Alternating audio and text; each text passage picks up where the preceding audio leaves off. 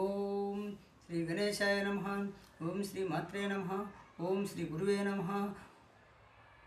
ఓం సర్వమంగళాయ నమః.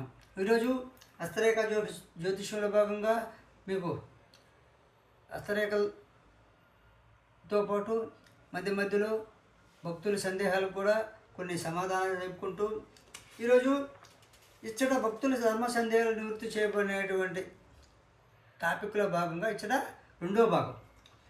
భక్తుడు వచ్చాడు స్వామి దగ్గరికి. భక్తుడు స్వామి గతంలో మొదటి వీడియో పెట్టాను, ఇప్పుడు రెండో వీడియో.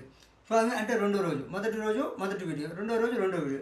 స్వామి చెడ్డవారికే లాభం వస్తుంది, చెడ్డవారికే దేవుడు మేలు చేస్తున్నాడు, వారిదే కాలం అంటున్నారు అందరూ, ఏంది స్వామి అని అడిగాడు. అంటే భక్తుడు గురువుని స్వామీజీని. అప్పుడు స్వామి చెప్తాడు, స్వామి ఏం చెప్తాడంటే, భక్త ముందు లాభం పొందేవారి మనసులో, అంటే ముందు లాభం పొందేవారి మనసులో దెయ్యం ఉంటుంది.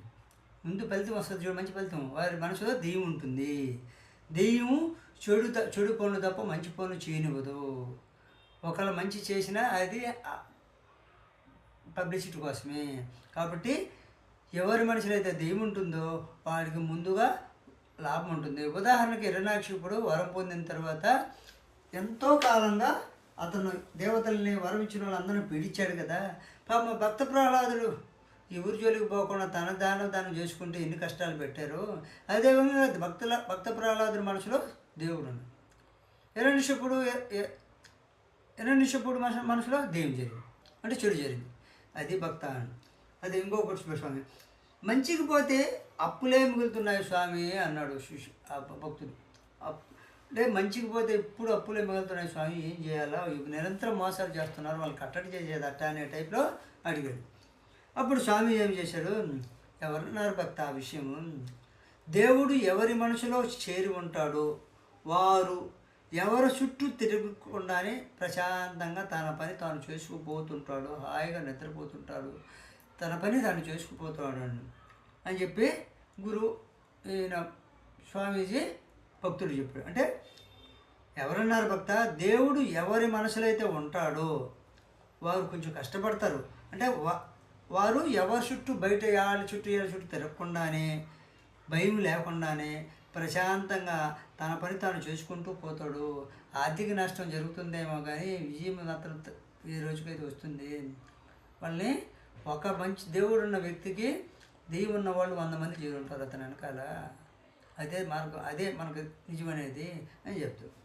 అప్పుడు ఎప్పుడో నరకం వస్తుందని భయపడితే ఎప్పుడు ఎలా గడపాలో తెలియలేకుండా స్వామి చెప్పు అన్నాడు. అంటే ఎప్పుడో నరకం వస్తుందని చెప్పి భయపడుతూ ఉంటే ఇప్పుడు ఎలా గడవాలో చెప్పు స్వామి అని చెప్పేసి భక్తుడు శిష్యుని ఆ గురువుని అడుగుతాడు, అంటే స్వామీజీని అడుగుతాడు.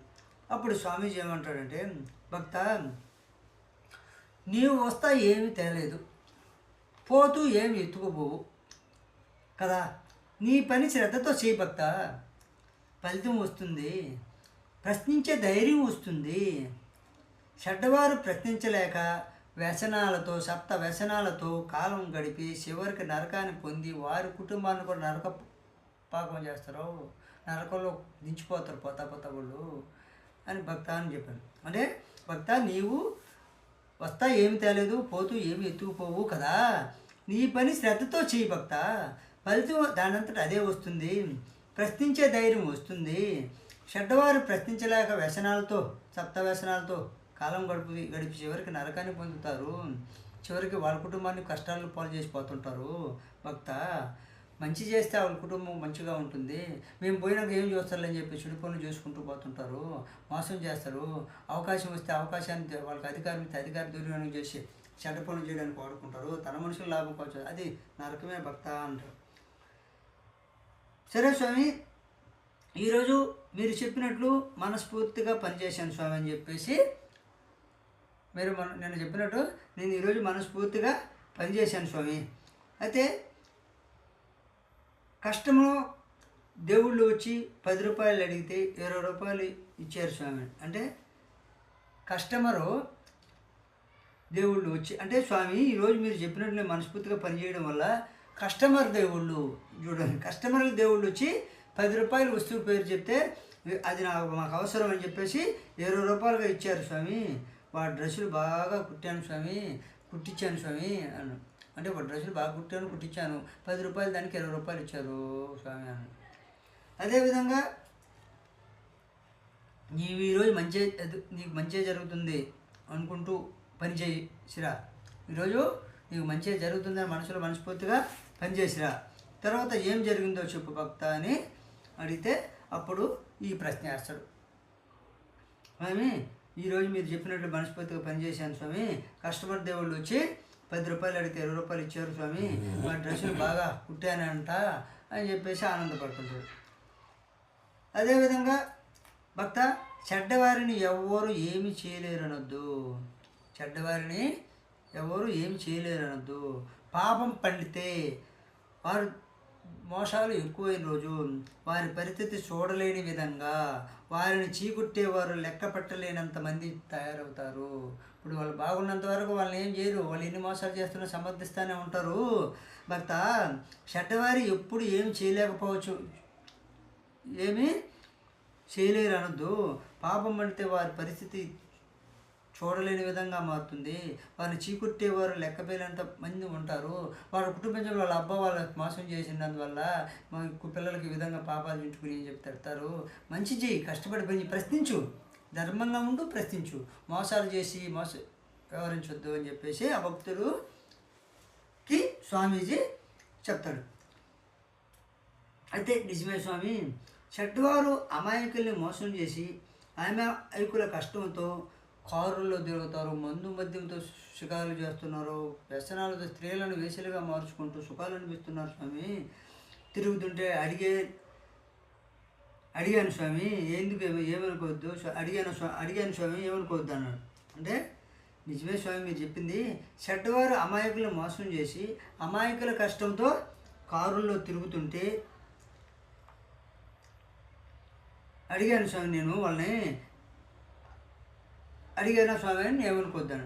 అయితే భక్తుల కోరికలు తీర్చడమే నా పని భక్త, నీ అనుమానాలతో అడుగు, ఇక పోయే భక్తుల కోరిక తీర్చడమే భక్త, నువ్వు ఏది అడిగినా నేను సమాధానం చెప్తాను అన్నాడు.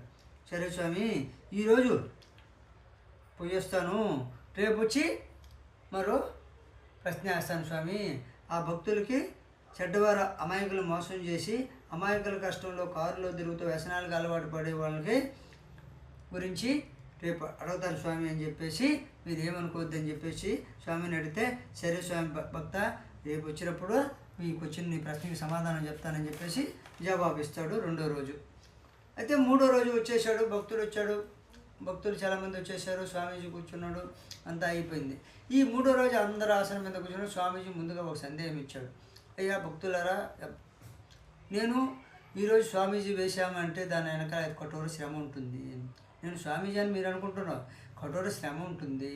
నేను అనేక కష్టాలు చూశాను, ఎంతోమంది దుర్మార్గులను చూశాను, ఎంతోమంది మోసగాలను చూశాను, ఎంతోమంది వ్యసన పనులను చూశాను, ఒక వ్యవస్థలో పనిచేసి ఒక వ్యవస్థలో తింటూ ఇంకొక వ్యవస్థకి సాయం చేసేవాళ్ళని చూశాను. అంటే మనసు ఇక్కడ, మనిషి ఇక్కడ, మనసు అక్కడ, లాభం పొందేది ఇక్కడ, లాభం కలిగించేది అక్కడ లాభం కలిగిస్తే ఇక్కడ లాభం పొందితే అక్కడ లాభం పొందితే అక్కడ ఏదో వాటాలు తీసుకుంటున్నట్టే కదా. ఇలాంటి వ్యక్తుల్ని దుర్మార్గులను ఎంతోమందిని చూశాను, నమ్మించి మోసం చేసేవాడిని చూశాను, అవన్నీ చూశాను, అనేక పోరాటాలు చేశాను, అనేక పిటిషన్లు పెట్టాను, ఎక్కడ స్పందన లేదు. ఈ కలియుగంలో మోసాలు చేసేవాడు చుట్టూ అందరు తిరుగుతున్నాడు. వాడు మోసం చేసి పాపం పండి కింద పడినప్పుడు వాడి దగ్గరికి చీకుట్టుకుంటారు. అది అంటే వాడికి బెల్లం ఉన్నంత వరకు అతన్ని చుట్టూ తిరిగి అతను చేసే మోసాలని సమర్థించుకుంటూ ఉంటారు అని చెప్పి భక్తులకి ఓపెన్గా ఒక సందేశం. ఈరోజు నేను స్వామీజీగా ఉన్నానంటే అనేక సమస్యలు తెలుసుకున్నాను. ఒక వడ్డీ రూపంలో ఎలా తింటున్నారో, వడ్డీని ఏ విధంగా లాక్కుంటున్నారు, ధనాన్ని తీసుకొని మోసం ఎలా చేస్తున్నారు, అది చేస్తానైతే ఎలా తింటున్నారు, అందరినీ మామూలుగా వాళ్ళ వ్యసనాలకి వ్యవస్థకు పనిచేయాల్సిన వ్యక్తులు వ్యసనాలకి మద్యం తెచ్చేదానికి ఎలా వాడుకుంటున్నారో, స్త్రీలను ఎలా ఉపయోగించుకుంటున్నారో, స్త్రీలను ఎలా వ్యసనాలు పడుతున్నారో, పేదరిక స్త్రీలని పనుల పేరుతో పట్టణానికి తీసుకొచ్చి ఎలా మోసం చేస్తున్నారో అన్నీ చూశాను భక్తులారా. ఇవన్నీ చూసిన తర్వాత భగవంతుడు నాకు కూడా సందేహం కలిగి, ఆ భగవంతుడు ఉన్నాడా లేడా అనేటువంటి సందేహం కలిగింది భక్తులారా, సేవకులారా. ఆ సందేహంలో భాగంగానే ఈరోజు నేను అనేక ధ్యానం చేశాను, తపస్సు చేశాను. అన్నీ చేసిన తర్వాత ఈ సమస్యల మీద ఒక సమస్య అయితే పోరాడతాం, 2 సమస్యలు పోరాడుతున్నాం, ఒక వ్యక్తిని అయితే ఎదిరిస్తాం, 2 వ్యక్తులు, వాళ్ళు వ్యక్తుల శాతం, మోసగాళ్ళ వ్యక్తి యొక్క శాతం పెరిగిపోతున్నందువల్ల ఈరోజు నేను స్వామీజీగా మారాను. కాబట్టి ఈరోజు 3వ రోజు మీ ప్రశ్నని సమాధానం చెప్పే విధంగా ప్రారంభిస్తానని చెప్పి ప్రారంభించాడు. ఈ 2వ రోజు వీడియో పూర్తయిపోయింది, 3వ రోజు ప్రారంభం కూడా పూర్తయిపోయింది. 3వ రోజు వీడియో పోయే ముందు నా వీడియో నచ్చితే లైక్ చేయండి, షేర్ చేయండి, సబ్స్క్రైబ్